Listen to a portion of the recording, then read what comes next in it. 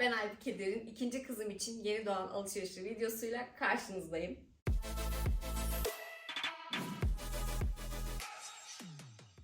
İlk videom 100 binler izlenince ikinci çocuğumda da neler aldığımı şöyle gerekli gereksiz göstermek istedim. Çünkü ilk olunca böyle insan çok hevesleniyor, her şeyi alıyor. İkincide biraz daha böyle nokta atışı oluyor ya da ilkinde almadığım, ihtiyacım olan şeyler vardı. Şöyle hepsini topladım ama hepsini indirip tek tek göstereceğim. İlk olarak anne yanı beşiği göstermek istiyorum. Bir yatak odasına gidelim, onu göstereyim. Sonra bunların hepsini tek tek anlatacağım.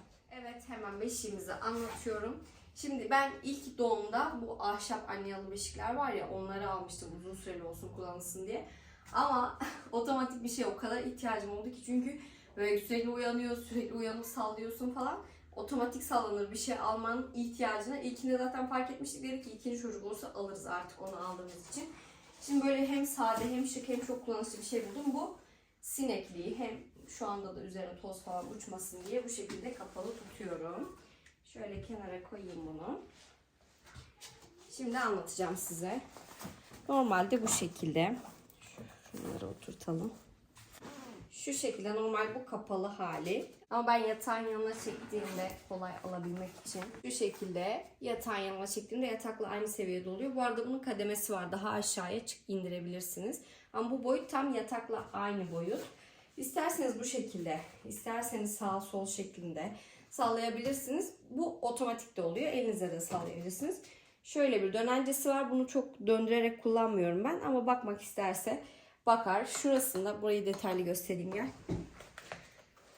Şurada bir gece lambası var. Böyle yıldızlar şeklinde yukarıya yansıyor. Şurada beyaz gürültü var. Işığı var ayarlanabilen. Şuna basınca da dönüyor.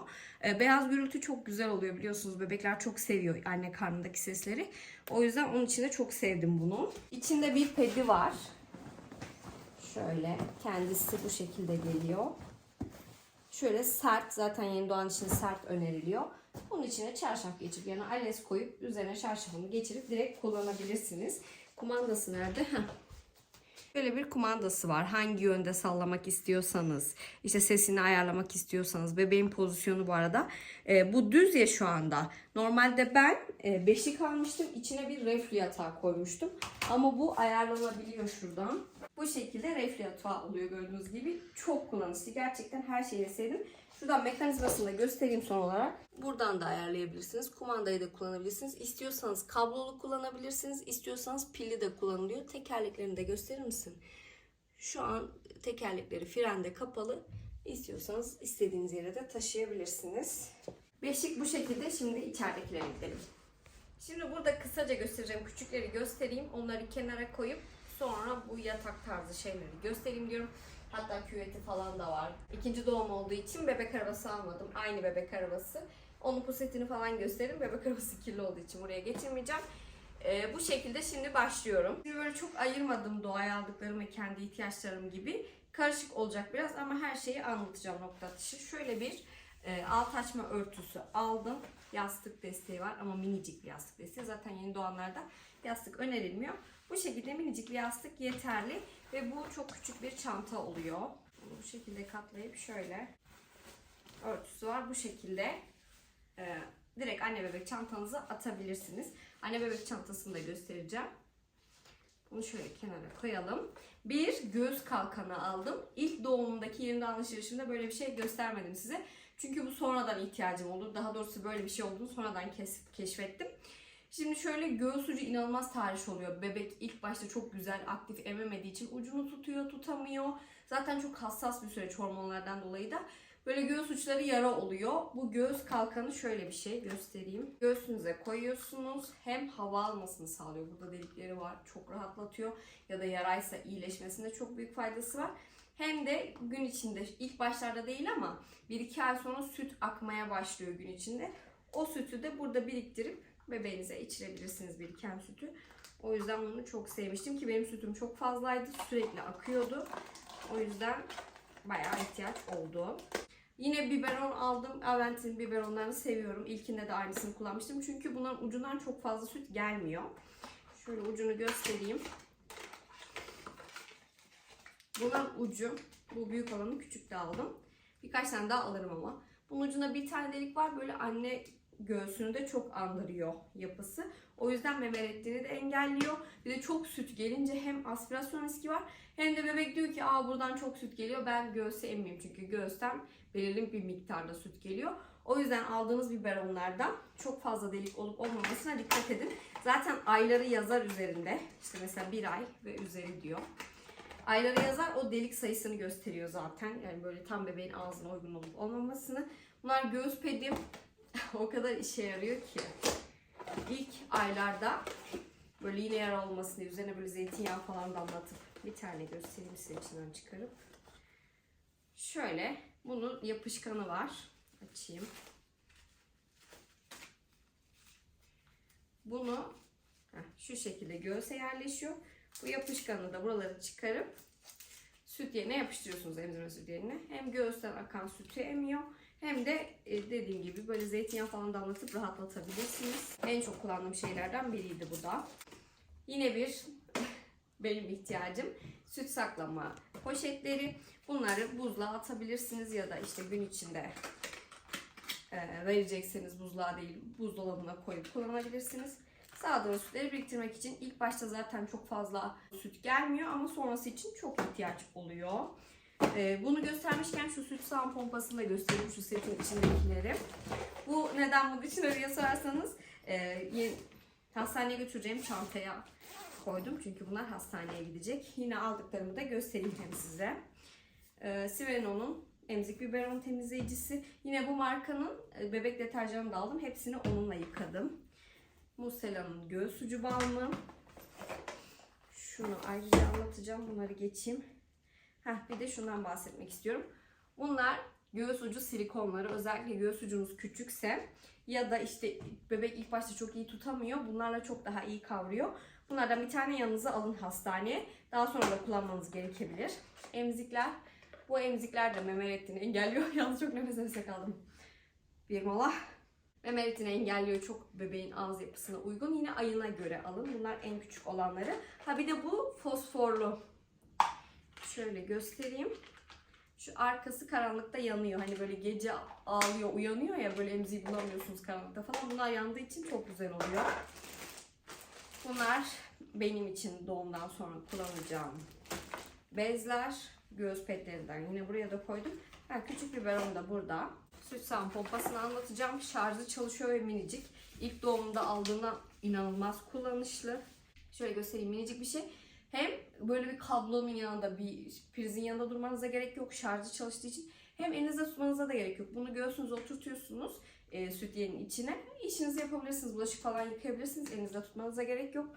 Çekiş gücü de gayet iyi. Hatta şöyle göstereyim. Şarjı var.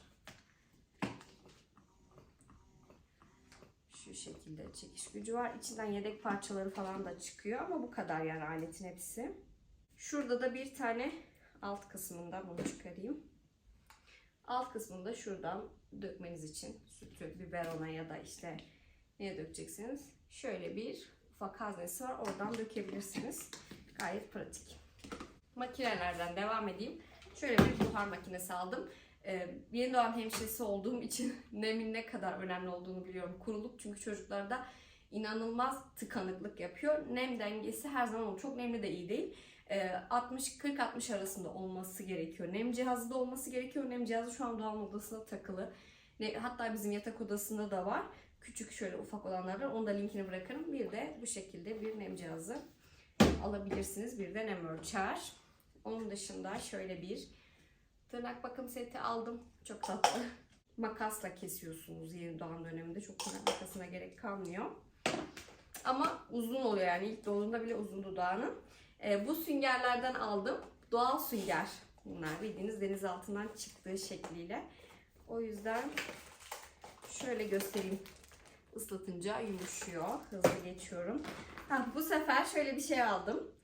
Bu bebek matları oluyor ya, onu içine su koyulanı, böyle ılık su koyabilirsiniz. Hem duyusunu artırıyor bebeğin.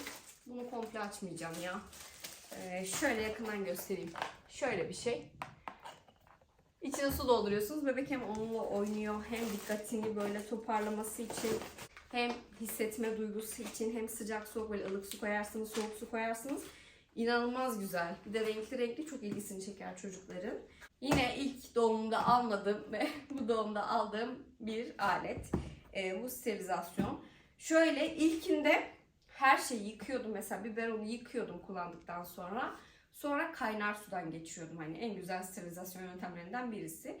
Ama o çok böyle yorucu oluyor. İşte bir kabın içine kaynar suyu koy, bunları işte içinden geçir falan. Şöyle bir sterilizasyon aleti aldım. Bunu da açmadım, hiç denemedim. Umarım çalışıyordur. Ve tüm biberonlara uyumluymuş. Şöyle göstereyim. İçine biberonları diziyorsunuz ve sterilizasyonunu yapıyorsunuz. Bu hastanelerde kullanılanların bir tık daha minimalize edilmiş hali, öyle söyleyeyim. Bunu da linkine eklerim aşağıya. Şu alt açma örtüleri o kadar çok lazım oluyor ki. Hani şu an bir şey lazım oldu. Niye oldu? Açtım. Ya da hastane çantasına koymak için açtım. Bunlar çok lazım oluyor. Şu yapışkanlı olanlarından aldım. Bunların altlarında bantları var. Yatağa direkt yapıştırabiliyorsunuz. Kaymıyor. Her türlü ihtiyaç oluyor. Altını değiştirirken ihtiyaç oluyor. Hastanede ihtiyaç oluyor. Bir dışarı çıkıyorsunuz. Bir yere koymanız gerekiyor çocuğu. Böyle tek kullanımlık temiz bir şey olsun derseniz bunlar. Şimdi anlattıklarımı kaldırayım. Anlatmadıklarımdan devam edeyim. Şu pamuklar o kadar ihtiyaç oluyor ki özellikle işte sabah uyandığında bebeğin yüzünü bir silmek gerekiyor suyla. O yüzden pamukla ben böyle ıslatıp siliyordum Doğay'da. Hatta bakım videosu çekmiştim. Onu da çok sevmişsiniz o videoyu. Yine çekerim yeni doğan bakım videosu. İşte ya da kulağını temizlemeniz gerekiyor falan. Bunları ıslatıp suyla ya da ıslak mendil kullanmak istemiyorsanız bu pamuklardan kullanabilirsiniz. Bu büyük petli olanlar. Burada bir tanesi var ama bayağı bir aldım, stokladım. Çünkü çok işime yarıyor. Şöyle hastanecik setini de göstermek istiyorum. Çok tatlı bir set. Şöyle bir şapkası var. Bunu da hastane çantasına koyduğum için bu şekilde hazır. Şuna bakar mısınız? Çok tatlı. Pistolu. Pistosuz olanı, düz olanını da aldım. Onu hemşireye vereceğim poşetin içine koydum. Şimdi hepsini çıkarmak istemiyorum. Bu şekilde birkaç takım aldım, yeni doğan takımı. Çok kıyafet göstermeyeceğim bu videoda. Çünkü zaten hani bu ihtiyaç videosu. Kıyafet her türlü ihtiyaç olacak. Hani diğer böyle neleri neden aldığımı göstermek istiyorum. Mesela bol bol ağız bezi aldım. Şu pamuklu ağız bezlerinden. Eldiven, çorap. En çok lazım olanlar bunlar. O çorabı çıkarıyor mesela, yere düşürüyor. Hemen yenisini kullanmak gerekiyor. Ya da eldiveni eline ağzına alıyor falan. O yüzden bunlardan bol bol almanızı öneririm. Bir sürü takım var bunun içinde. Yine en çok lazım olan şeylerden zıbınlar. Bunlar da işte kaka kaçıyor, taşıyor. İşte üstü süt oluyor falan. Çok gerekiyor. Özellikle yaz bebeği olduğu için sadece zıbınla duracak büyük ihtimalle. O yüzden bol bol zıbın da aldım. Şöyle bir organizer buldum. O kadar beğendim ki. Alt açma organizeri. Hatta şu göstermiştim ya alt açma örtüsü diye. İkisi böyle beraber anne çantasına atın. Mis gibi. Sadece o ikisini almanız yeterli yani. Hemen serersiniz. Altını değiştirirsiniz. Şurada şöyle ıslak mendil yeri var. Buraya bezlerini koydum. Bezde de yine istediğiniz markayı alırsınız. Çünkü çocuğa göre çok değişiyor yani pişik yapıp yapmaması. Şöyle bir pişik kremi aldım. Mustela'nın pişik kremi. Şöyle tarakları var. Bu bildiğiniz bir bakım kiti gibi oldu. Tarakları yine bunlar. Şu atkılı fırçası. Bu da bambu.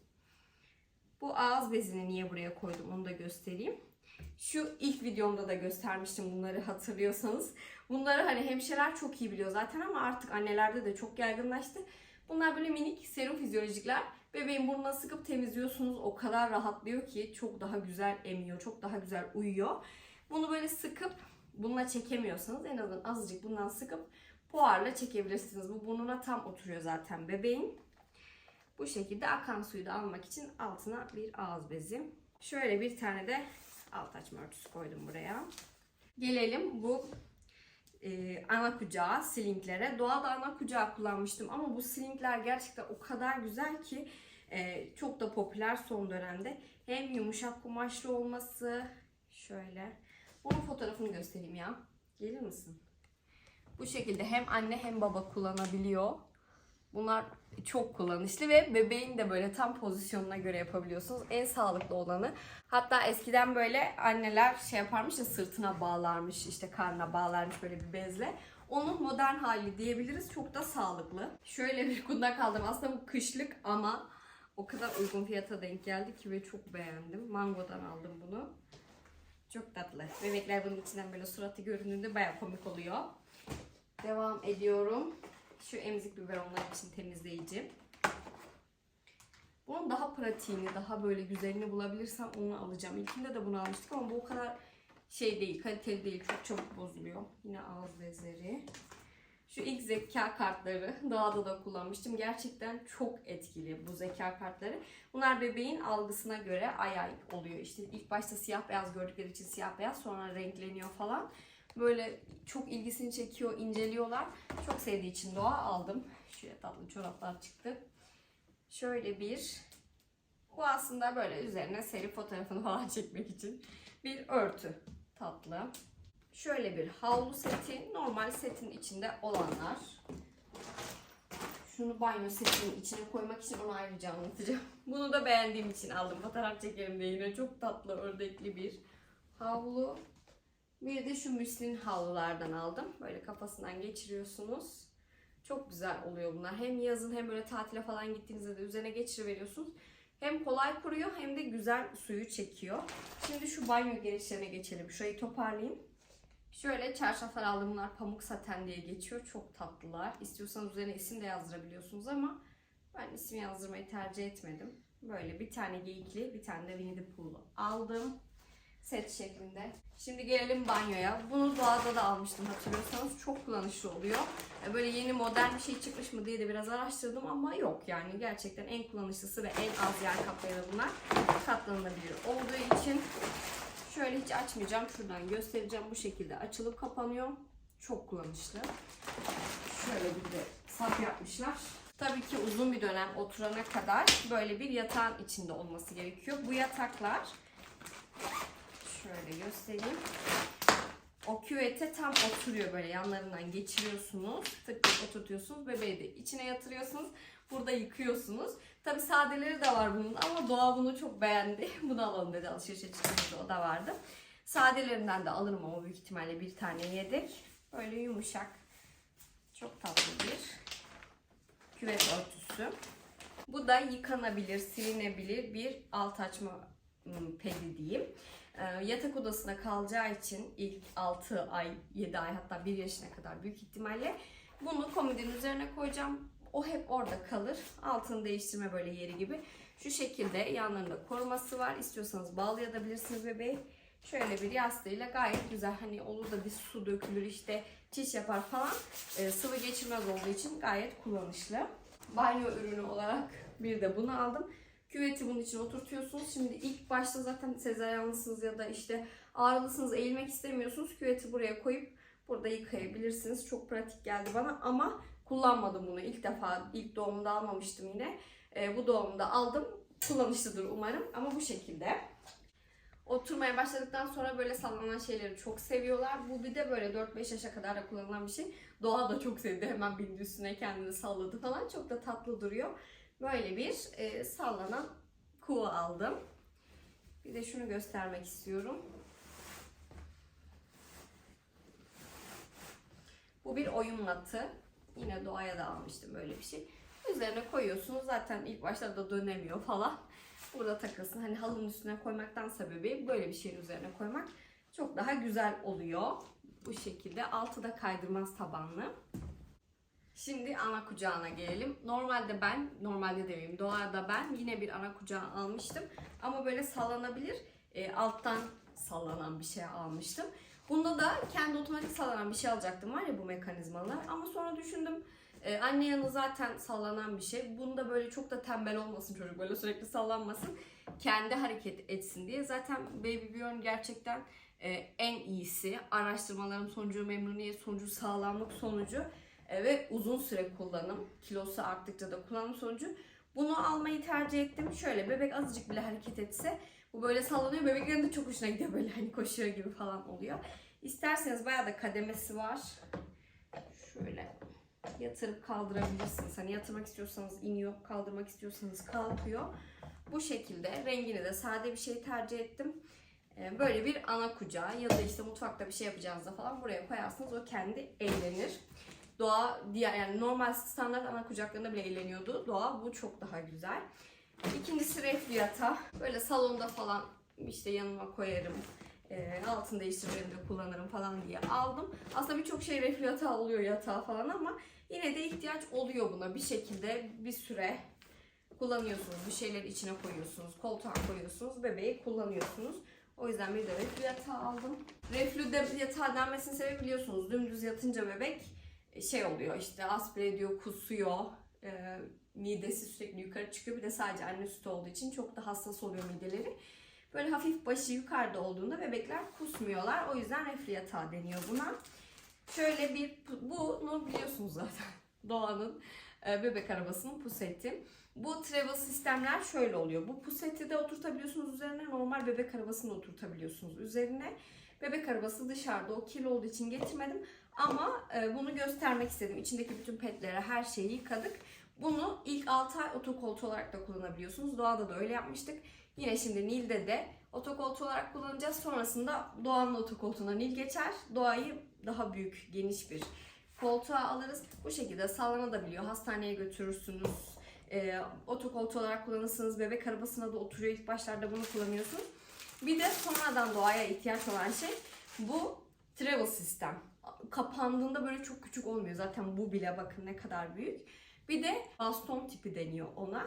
Bir de baston tipi aldık. Onlar çok küçük katlanıyorlar, minicik oluyorlar, kabine sığıyorlar. Öyle bir bebek arabası ihtiyacınız oluyor. Ama şu an dediğim gibi ikisi de kirli olduğu için içeriye almadım. Ama alternatifleri linkini koyarım. Böyle bir sineklik aldım. Normalde puset örtüleri satılıyor biliyorsunuzdur ama onda bebeği göremiyorsunuz. Bunda bakın hem bebeği görüyorsunuz hem de sineklik. Çok çok beğendim. Böyle bir örtü aldım. Son olarak da bazılarının hiç gereği yok dediği, bazılarının eli ayağı olan bu çöp kovası. Bence ihtiyaç, Doğada da ihtiyaçtı. Doğan'ınkini başka birine verdik. İhtiyaç olmayınca, yani bez kullanmamaya başlayınca. Şimdi tekrar aldım ikinci kızım için de. Çünkü birincisi gün içinde 5-6 tane bez değiştiriyorsunuz. O bezi normal çöplerin içine de atmak istemiyorsunuz. Sürekli böyle bir çöp sirkülasyonu oluyor. Bunun için de çok daha koku yaymadığı için kullanışlı. Ayrıca çok pratik. Alttan böyle çekip atıyorsunuz falan bebeğe, beze hiç dokunmadan, kötü kokuya hiç dokunmadan. Uzun sürede kullanılabiliyor. O yüzden çok seviyorum. Korbel çöp kovasında kesinlikle almanızı öneririm. Zaten yorumlarına falan da bakarsınız. Bu şekilde hava kilidi de var. Atıyorsunuz, aşağıdan da çekiyorsunuz. Çok kullanışlı. Bu kadar herhalde. Şimdilik aldıklarım bu kadardı. Zaten doğuma 2-3 hafta falan daha var. Bu süreçte de birkaç parça yine kıyafet alırım. Çünkü araç gereç ihtiyacı kalmadı. Siz nasıl buldunuz? Böyle gerçekten ihtiyacı olan şeyleri aldım. Büyüdükçe böyle odasının şekillenmesi, işte ihtiyaçları değişiyor. Ama ilk başlangıç için bunlar gayet yeterliler. Yorumlarınızı bekliyorum. Tabii ki abone olmanızı çok istiyorum. Hepinizi seviyorum. Hoşçakalın.